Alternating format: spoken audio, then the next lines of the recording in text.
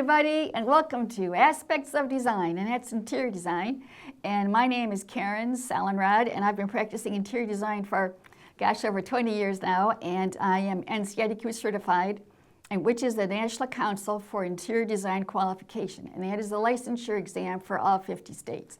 Not all 50 states of the United States have licensure, but Michigan used to, but it keeps getting repealed. They used to have what's called the list.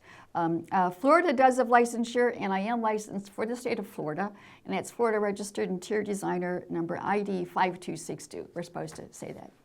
So I'm also a professional member of ASID, and that stands for the American Society of Interior Designers, and they do honor this NCIDQ exam.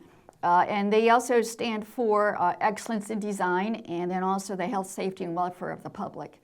And today's show is going to be about history.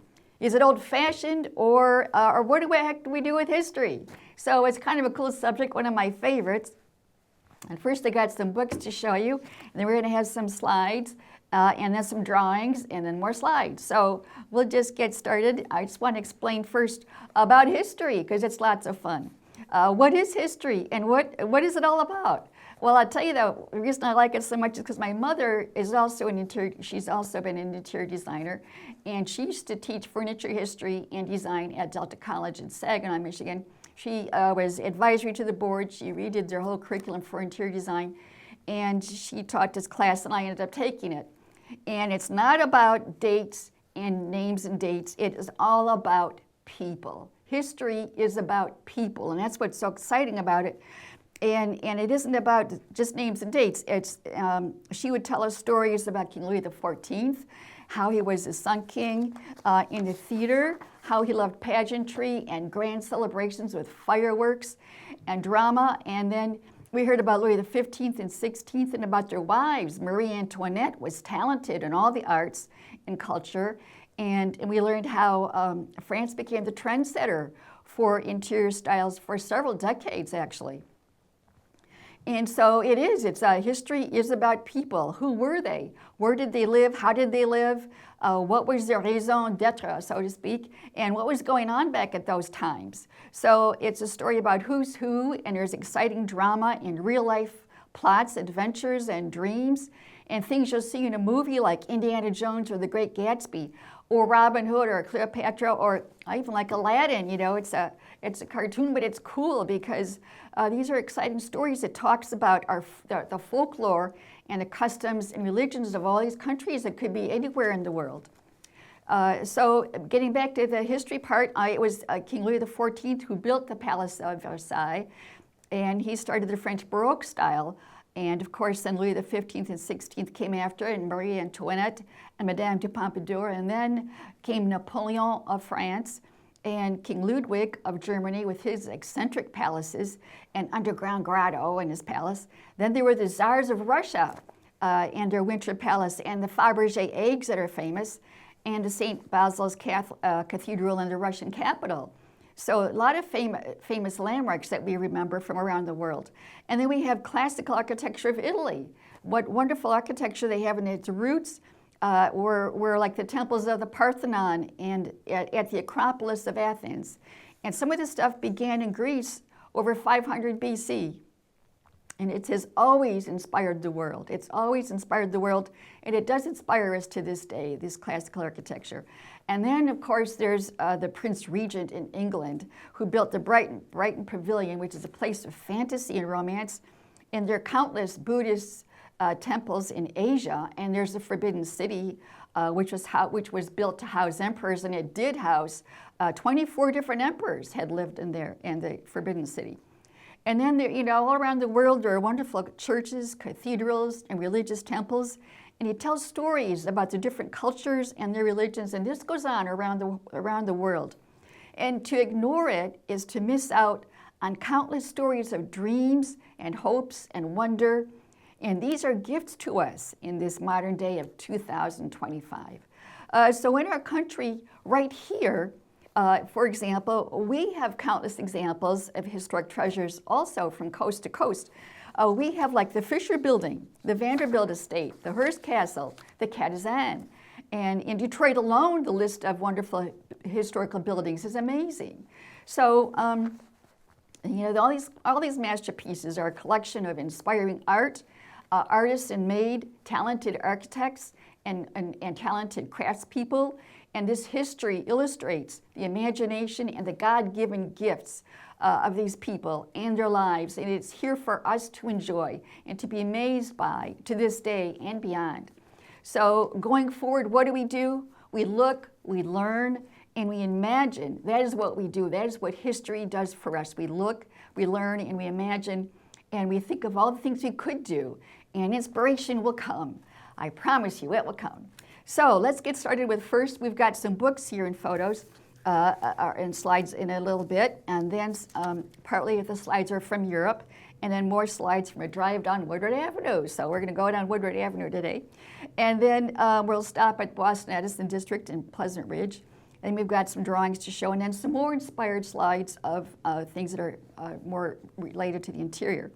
But first we'll talk about these books. I have got this wonderful little book I picked this up from the library, our Lone Pine Library at Bluefield Hills. And the photos in it, they're fantastic. Here's full color of the East Asia. What a lovely roof lines and imagery in this. And then we have here, this is King Ludwig's palace in Germany. So that's a cool thing to see. And then here's another book. This is Gaudi. He's of Barcelona, Spain, and his stuff is so unique and so individual. It's timeless. You can't put a timeline on this stuff. It is timeless. Here's some of his original work, and here's some, no straight lines here. It's all curves and different colors of glass. And here's another interior view, which you don't always see of his work, which is a lot of fun to see. Look how beautifully made that is. And here's his exterior. So that gives you an idea, where's the straight lines? Well, I don't know if you were to build that today, what would you do? It's a mystery. So we'll leave that a mystery. And here's something that was built in China years and years ago. And this is a real surprise. Wait till you see this one. Here we go. This is an underground cave in China. And this thing there's Buddha here. And look at all the people. This gives you an idea of the scale of this thing because the people at the bottom are real tiny. So this is Buddha and all his disciples, and that's what this is about. And it's a lovely piece of artwork and sculpture that these talented people had built this stuff. So this is one of my own books, and I just love that. Here's another book from the library. The libraries are good, they got great books there. Here's Venice. Ta-da! Everybody loves this history of Venice. So this is a lot of fun. Here we go.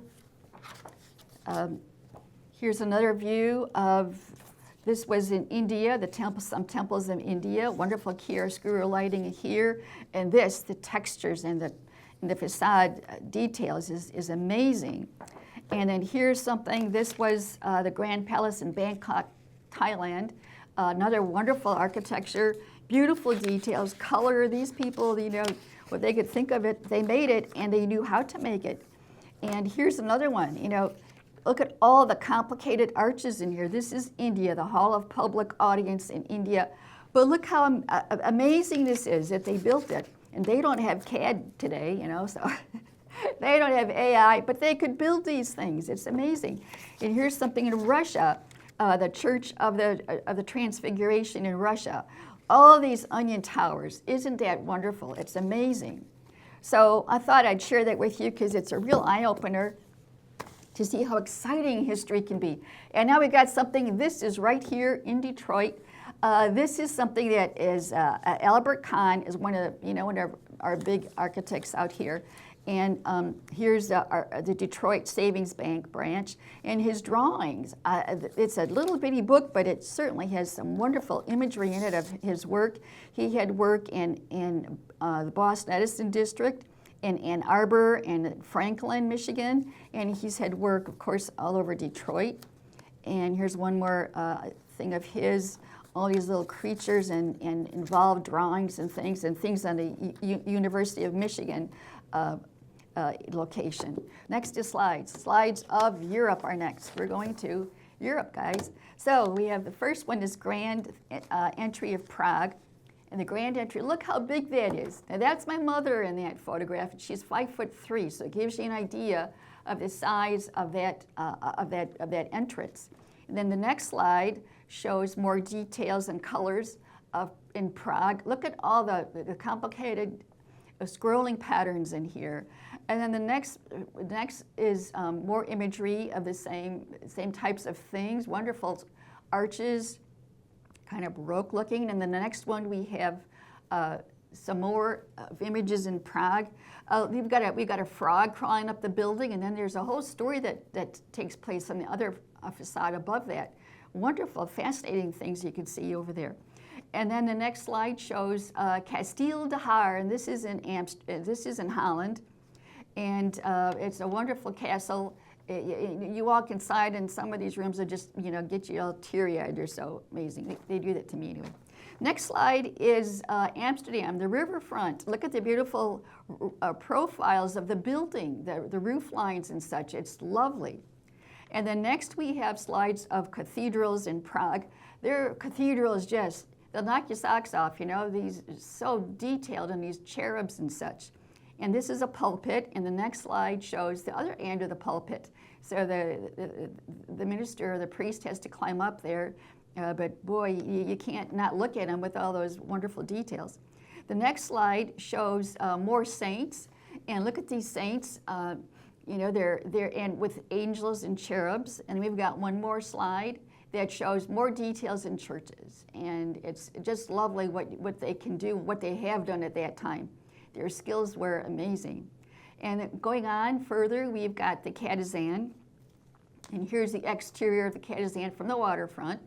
All the arches and Italianate design from the Catazan, and keep going to the next slide. Now we've got the interior, and that's another one that boggles the mind. It's beautiful. And they made this, years and years ago. And here's another one with the crab in it, all the colors and the textures and the imagery here. And then one more photo, and here's a close-up of the exterior of the Catazan. So that's right here in our country, we have things like this.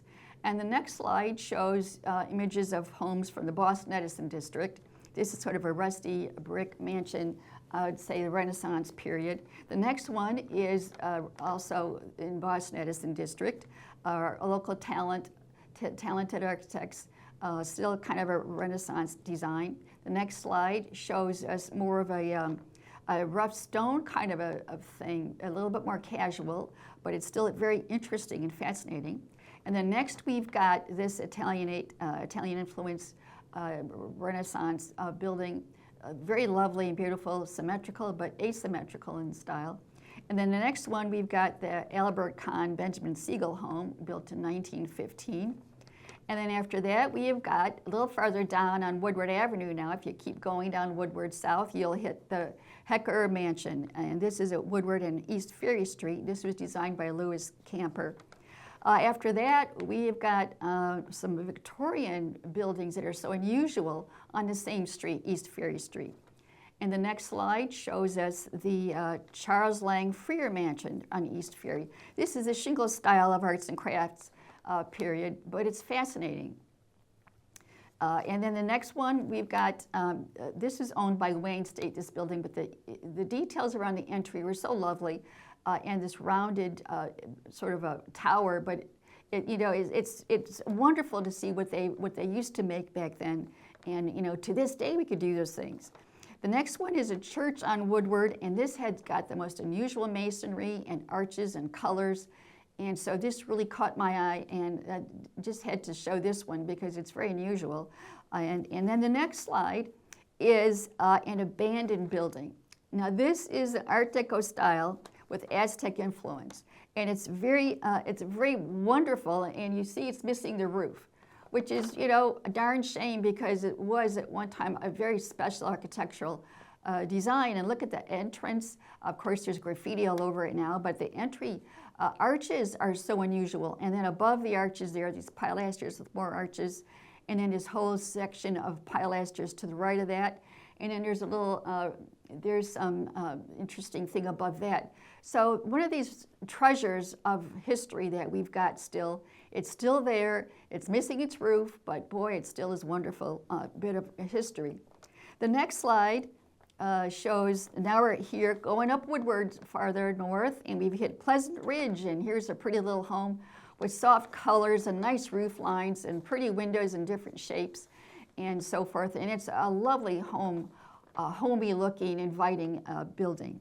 And then one more building here we've got on Pleasant Ridge, we've got this Tudor style building with beautiful peaked roofs. The timbered look is all over it, and it's lovely. And we've got pretty big windows. And then to the side, to the left of the side, you see a little gateway to the backyard. It's a lovely storybook-looking home, but it's also properly proportioned and very beautifully designed by a good architect. So we'll leave that alone. The slides, we'll stop the slides for a minute, and then I've got a next thing to talk about, which is some things I've been drawing. Sometimes I like to find my own inspiration of things.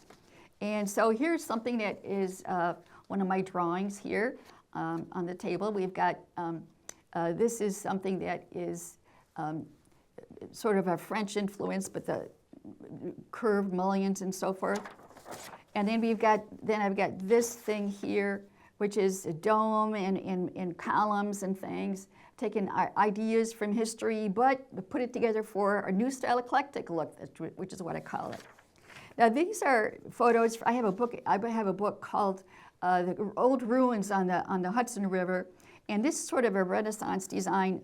But the point of it is that it's missing most of the building. It's a crumbling ruin.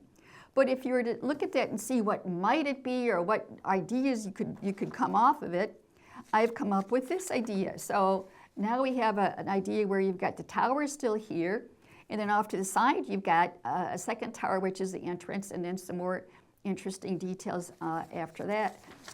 And then I did it again. Here's another view of it, the before, and then here's another option for the building itself, which would have a round building here, a round section, in a different type of an entrance totally. But again, kind of in keeping with it and then playing around with it. So that's kind of a fun thing to do. And here is a tower from the Hudson River area.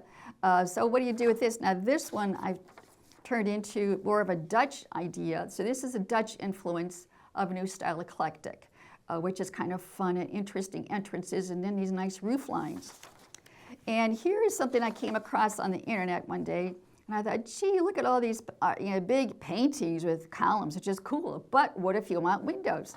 Well, I guess if you want windows, they could look like this. So now here we've got windows along the one side, which have arches in them. But then what could that look like from the outside? So then we've got this. I came up with this. And then we have this interesting roof design, and it was inspired by this one.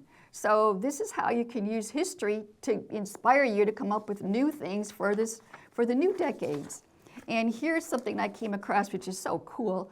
I look at the stairs and the risers and the treads and the railings and the exterior facade, windows and such. But what would this have looked like from the outside? Maybe it could look like this. And this is a sort of a little arch over here. And here's the area that would have been this. And here's the big entrance, and then more towers to balance it out on the other side. So those are all possibilities. And then here's inside, going inside, we've got a fun fireplace, which is New Style Eclectic, again, influenced by history, but then a new twist to it. And here's a nice sort of a Rococo little sofa. And here's more of a Venetian sofa with, there's seahorses on here and seashells and so forth, which is lots of fun. And this is more of an Asian influence, but it still could be a lovely custom sofa. And here's an asymmetrical little settee, kind of unusual, but nevertheless, it could be fun to build. And now we get to modern, which is just all modern, which is a lot of fun too. So there you have it, different ideas you can come up with from looking at historical places. And then we've got another section of slides, which is our slides from part two of all these slides. And This is kind of fun stuff too, so we could get the more second set of slides going.